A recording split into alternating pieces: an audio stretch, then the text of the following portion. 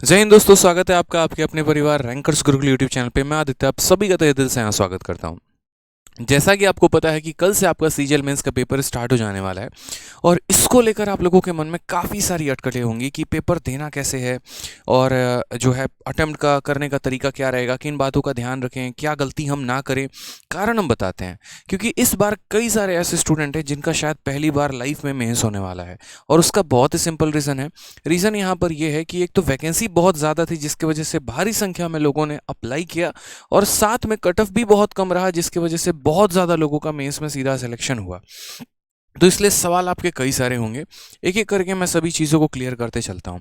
सबसे पहले मैं आपको ये बताऊंगा कि कल सुबह पेपर के लिए करना क्या है और उसके बाद पेपर के दौरान क्या करना है और उसके बाद कि पेपर के एंड में क्या करना है। तो तीन मुद्दे हैं हमारे और वो तीनों मुद्दों को आपको बड़े तरीके से ध्यान से सुनना है।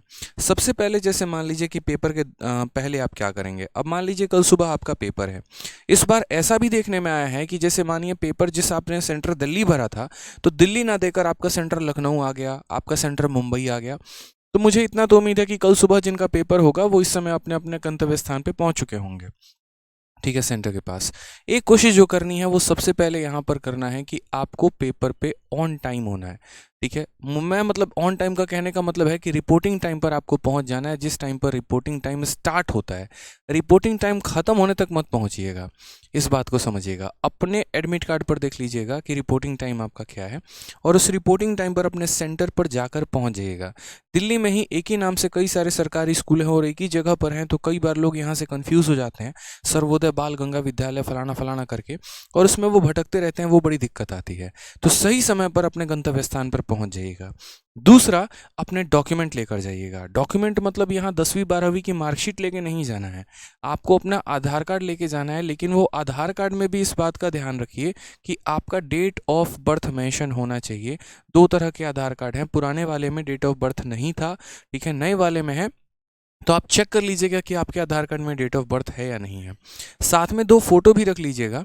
दो फोटो इसीलिए ज़रूरत पड़ती है क्योंकि कई बार आपका जब थोड़ा सा आप पे डाउट हो जाता है ना उनको कि शक्ल सूरत से मैच हो रही है नहीं हो रही है, तो कैंडिडेट कॉपी में यहाँ पर जो है पूरा बढ़िया तरीके से एक फ़ोटो आपका वो पेस्ट कर देते हैं।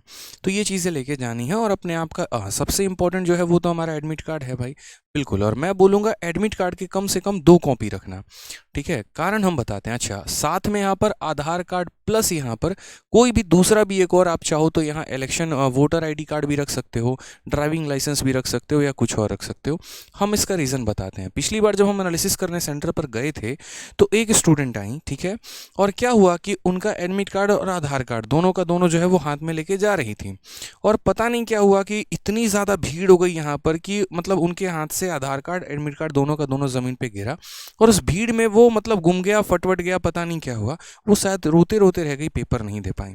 अगर उनके पास एक और आईडी कार्ड और एक और एडमिट कार्ड होता जो कि उनके बैग में रखा होगा तो शायद उससे वहाँ पर वो दोबारा पेपर दे सकती थी। तो जब आपके पास डॉक्यूमेंट है तो लेकर जाइए, एक और है तो क्या परेशानी है। और आधार कार्ड की 2 फोटोकॉपी रखिएगा। तो ये तो आपको अपने सेंटर पे लेके पहुंचना है क्योंकि जब एंटर ही नहीं करोगे तो पेपर ही क्या दे पाओगे मेरे भाई। तो सबसे पहले मुद्दा कि हमें एंट्री लेने के लिए किन किन चीज़ों की आवश्यकता है, ये बहुत ज़रूरी है, ठीक है। टाइम पर पहुंचना है। अब उसके बाद बात आता है कि चलो यार ये तो डॉक्यूमेंट वाला प्रोसेस हो गया, हम अपने आप को कैसे थोड़ा सा स्टेबल करें, हम किस माइंडसेट के साथ, किस एटीट्यूड के साथ, किस जेस्चर के साथ हम पेपर देने जाएं। उसके लिए मैं आपको छोटी सी बात बोलूँगा। सबसे पहले देखो, मैंने जो अपने मेंस के टाइम पर फॉलो किया था, जो मेरा मेंस 2019 के पैटर्न पे था, उसमें क्या था, 2 घंटे का मैथ्स का पेपर था, 2 घंटे का इंग्लिश का पेपर था। तो सेशन बड़ा एग्जॉस्टिव सा हो जाता था। मॉर्निंग से लेकर इवनिंग तक अपने आप को इंसान तोड़ देगा, ऐसा नींद खतरनाक वाली आती थी और इंग्लिश मजबूरी में अटेम्प्ट करने वाली सिचुएशन हो जाती थी कि बस जल्दी से पेपर खत्म हो और निकलो।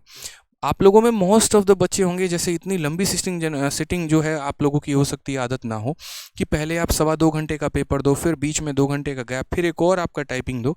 तो इस वजह से आप ऐसा ज़रूर कर सकते हैं यहाँ पे कि अपना 9 बजे वाले पेपर के पहले एक रेड बुल लेकर चले जाएं, या ऐसा हो सकता है कि 11:15 में जब आपका पेपर ख़त्म होगा तो उसके बाद एक रेड बुल ले लीजिएगा ताकि वो एक एनर्जी मेंटेन करके रखेगा। मॉर्निंग में बहुत ज़्यादा पानी मत पीना, वॉशरूम जाने की आवश्यकता पड़ सकती है और 1 मिनट भी अगर आप गए तो बहुत कुछ तबाह हो सकता है, बर्बाद हो सकता है। इस बात का ध्यान रखो, ठीक है। तो बस मुझे लगता है कि red bull is a very soft option, आप इसको चूज़ कर सकते हैं। और अगर आपने पहले ज़्यादा नहीं पिया तो एक बार में पूरी बोतल मत ख़त्म करना, आधी ख़त्म कर सकते हो, बस इतना है। बहुत लोगों को सूट भी नहीं करेगा। जिन्हें पहले आदत है या एक आधा बार पी रखा वही लेना मेरे भाई, वो ज़्यादा सही रहेगा, नहीं तो कॉफ़ी वॉफ़ी से काम चला सकते हो, ठीक है।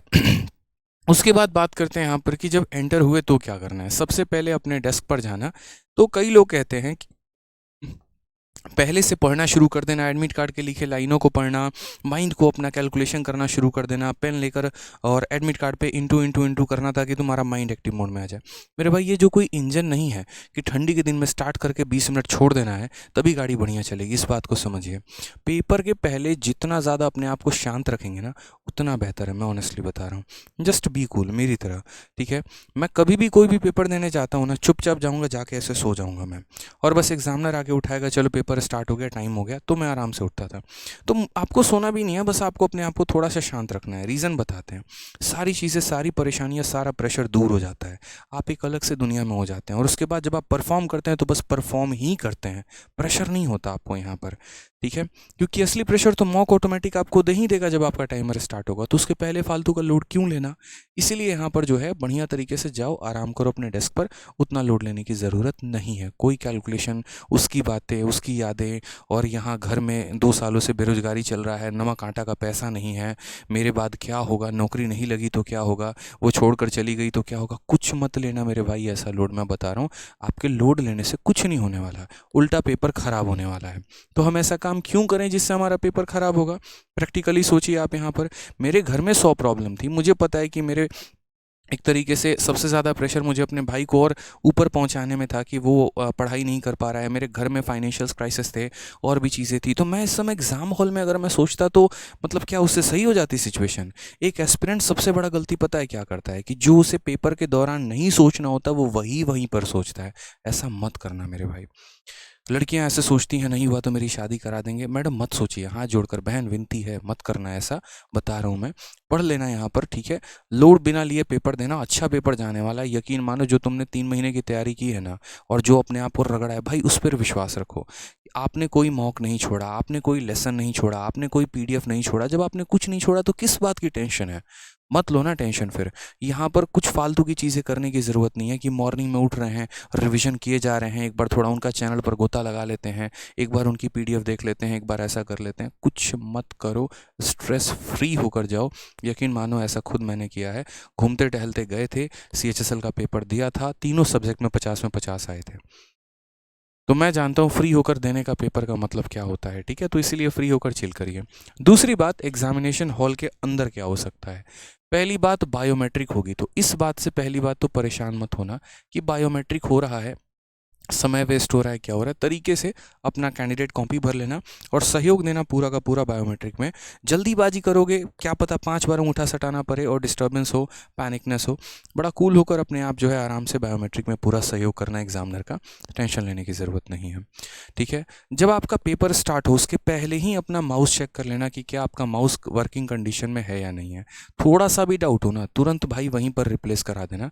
एग्जामिनर बोले कि हम ठीक कर देते हैं, बोलना इसको जो है सही करिए, नहीं तो हम तोड़ देंगे। सीधी सी बात है, ऐसा कहना नहीं है उनको, बदतमीजी नहीं करनी, बकवासबाजी नहीं करनी, लेकिन हाँ अनुरोध करके माइक ज़रूर, माउस जो है वो ज़रूर बदलवा लीजिएगा। क्योंकि बीच में अगर धोखा दे दिया ना तो ज़्यादा दिक्कत होगी, फिर बाद में आपका कोई सुनने वाला भी नहीं है। एसएससी वैसेसी कोई आपके लिए स्टैंड अप नहीं करेगा, कितना भी एप्लीकेशन लिखवा के दिलवा दो, कोई फ़ायदा नहीं है यहाँ पे। तो माउस जो है वो मेरे भाई ज़रूर चेक कर लेना, ख़राब है तुरंत बदलवा लेना, मतलब, ठीक है। उसके बाद जैसे मानो जब पेपर दे रहे हो, तो पेपर दे रहे हो ना, तो बार बार जो आदत तुम्हारी लगी होती है टाइमर देखने की, उस पर उतना फोकस मत करना। चिल आउट होकर अपना आराम से पेपर दो, ठीक है। हाँ थोड़ा टेंशन लेना वो तो यार लाजमी है, उतना तो लोगे ही लोगे। लेकिन कई बार अगर मिनट में, मानो 1 मिनट में अगर आप जो है 1 सेकंड के लिए भी अगर आप टाइमर देख रहे हो ना, तो आपका यहाँ पर यूँ समझ लीजिए कि 60 मिनट में 1 मिनट तो आपने टाइमर देखने में ही लगा दिया भाई। तो इसलिए उतना पैनिक नहीं करना है कि हाँ ठीक है बार बार देख रहे हैं चीज़ें, नहीं नहीं, चिल आउट रहो, अपना पेपर अटेम्प्ट करने पर फोकस करो। पेपर में अगर कोई क्वेश्चन गलत नज़र आता है, किसी क्वेश्चन पर आपको डाउट होता है, आप बना रहे हैं आपसे बन नहीं रहा, तो इतना जान लीजिए कि वो सवाल गलत है और उसके आपको बाद में नंबर मिल जाएंगे। लेकिन उस समय उसके साथ दंगल मत लड़िए। यहाँ पे एक आर्ट होता है जो एक एस्पिरेंट को सीखना होता है, और वो पता है आर्ट क्या होता है, उसे हम कहते हैं आर्ट ऑफ स्किपिंग। और ये जिसके पास होता है ना, टॉपर चल के आगे वहीं बनता है। स्किपिंग का मतलब पता है क्या होता है, कि आप सवाल सवालों के साथ दंगल नहीं कर रहे हैं। बन रहा है तो बना रहे हैं, नहीं बन रहा तो आगे बढ़ रहे हैं, लेकिन उलझ नहीं रहे हैं। 2 बार 3 बार ज़बरदस्ती का उसके साथ पंगा नहीं ले रहे हैं, तो ऐसे कैसे नहीं बनेगा रे तोरा में बहुत अकड़ है, ये सब बात नहीं फालतू का। अपना सिंपल बढ़े, बनाए, आगे बढ़े, क्योंकि आपको पता है आपको लास्ट तक पहुँचना है। लास्ट तक पहुँचना है, क्या पता शुरू में टफ क्वेश्चन हो, आगे चल के आसान हो। और ये एक एस्पिरेंट नहीं सोच पाता है। हम 2 लोग हैं मानिए पेपर दे रहे हैं, मेरे में शुरू में ही सारे टफ आ गए, उनके में शुरू में सारे आसान आ गए। मेरे से कम नॉलेज उनको है, लेकिन मेरे से अटेम्प्ट उनके ज़्यादा हो जाएंगे। क्यों? क्योंकि उन्होंने जो है आसान सवाल पहले बना लिए। तो आपको नहीं पता कि आपका आसान सवाल पहले आएगा, टफ पहले आएगा, इसलिए मैं कह रहा हूँ स्किप करते चलिए। जहाँ लगे कैलकुलेशन में उलझ सकते हैं, कुछ और उलझ सकते हैं, तो स्किप करके आगे बढ़ते चलिए। ठीक है, पेपर में कुछ नया ट्राई करने की ज़रूरत नहीं है। यहाँ पर जिन चीज़ों का आपको आता है यहाँ पर उनको ट्राई करिए। फालतू का कोई फलाना ट्रिक ढूंढ लेंगे, 11 की डिविजिबिलिटी ढूंढ लेंगे, ये ढूंढ लेंगे, इतना नहीं। अपने कंसेप्ट पर रिलाई करिए। यकीन मानिए आपने सब पढ़ा है, बस उतना विश्वास करके आपको जाना है। ठीक है, तो पेपर के पहले क्या करना था वो बता दिया, पेपर के दौरान क्या करना है वो भी बता दिया मैंने आपको। अब पेपर के बाद क्या करना है मैं आपको बताता हूँ। पेपर के बाद आपको इस बात का ध्यान रखना है कि कोई कितना भी आपका फेवरेट हो, जिगरी हो, खुद आदित्य रंजन सर भी आपको फ़ोन करके अगर ये बोले ना, ठीक है, कि बच्चे आज के पेपर में क्वेश्चन क्या आया था वो मुझे बता दो, कभी मत बताना, मैं बता रहा हूँ यहाँ पे। एसएससी स्ट्रिक्ट है इस बार, ये अंदर की बात है, मैं आपको बता रहा हूँ, और भी स्ट्रिक्ट हो सकती है अगर किसी भी फॉर्म में आपको पता चल जाए कि आपने क्वेश्चन शेयर किया है तो किसी भी टेलीग्राम ग्रुप में, व्हाट्सअप ग्रुप में मेरे भाई कोई ज़रूरत नहीं है क्वेश्चन शेयर करने की। ठीक है, कहीं ना कहीं आप अपने साथ भी खिलवाड़ कर रहे हो और उन बच्चों के भविष्य के साथ भी खिलवाड़ कर रहे हो जिनका आने वाला पेपर है। क्योंकि आप प्रैक्टिकली सोचिए, अगर आप क्वेश्चन आउट कर देते हैं तो जिन बच्चों का बाद में पेपर है उनको बहुत ज़्यादा फ़ायदा हो जाता है, और उसके लिए आप अपने आप को ही नुकसान में डालते हैं। मतलब आप पता है क्या कर रहे हैं, आप यहाँ पर एक तरीके से अपने लिए गड्ढा खोदते हैं। आप लोग क्वेश्चन शेयर करते हैं, क्वेश्चन शेयर करने के बाद बाकी बच्चों को उसका लाभ मिलता है, उनके नंबर आपसे ज़्यादा आ जाते हैं, और उसके बाद यहाँ पर कहानी ये हो जाती है कि फिर आप जो है अपने लिस्ट से बाहर हो जाते हैं। अगर एक सवाल भी अगला बंदा आपसे ज़्यादा करके आया ना, तो उसके बाद उसका प्रभाव आप ही पर पड़ना है। तो क्यों करते हो ऐसा काम? तो क्वेश्चन शेयर वेयर करने की ज़रूरत नहीं है, अपने आप पर पैर पे कुल्हाड़ी मारने की ज़रूरत नहीं है, वैसा मत करना।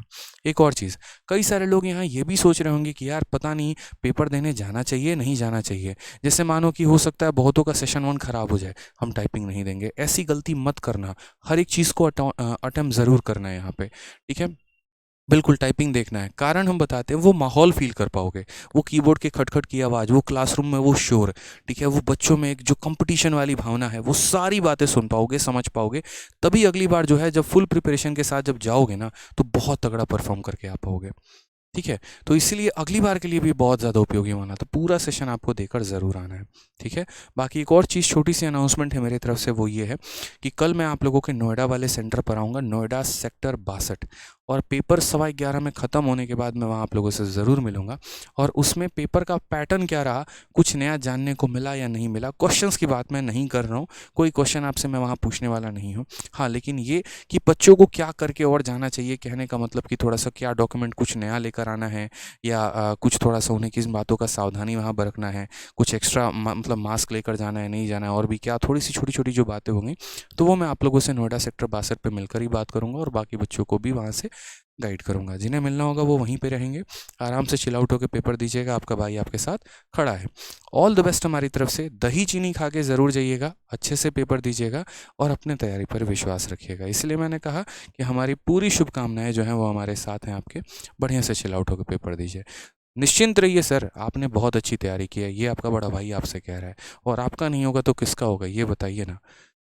ठीक है, मौके मार्क्स से अपने आप को जज मत करिए, दुनिया पलटते देर नहीं लगता है, सारा खेल किस्मत का और मेहनत का है, तो वो आप पे है, मेहनत की है, किस्मत का लग जाएगी, बस चिल आउट होकर पेपर दीजिए।